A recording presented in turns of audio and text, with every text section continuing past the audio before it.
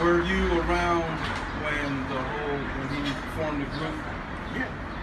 Eric, once Eric inherited the drug gang, he inherited that. That dropped in his lap.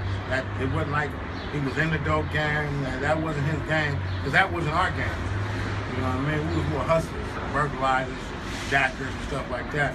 But when he inherited the drugs and the money, he was like, let me dump this. Let me be instead of people going to get a $50 eighth, he would give you a $100 eighth for $50. So he blew out all the other drug dealers in the hood. That's how he made his money so quick.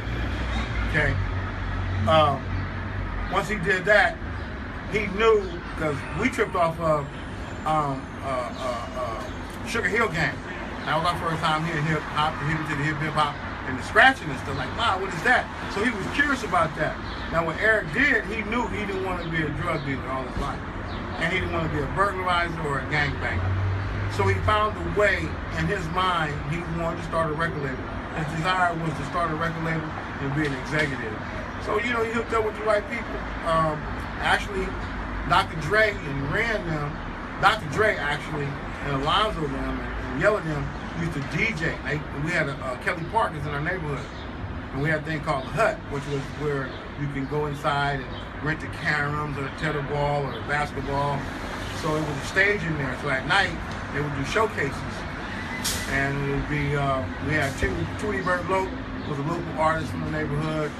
He had a group called the Bodyguards, and Eric used to come there and watch him do that all the time. But Tweety Bird was a drug dealer. He used to sell weed. So Eric said, damn, he's selling weed and got a rap group called the Bodyguards. So that sparked the interest. Now I can remember one day just waking up, ain't seen Eric in a couple months, and he threw a showcase up there, and that was my first time hearing Miss Chalet. That was my first time hearing her sing, and that was my first time hearing her talk like a baby. And it was crazy. And actually, we thought Eric was crazy getting into the music business.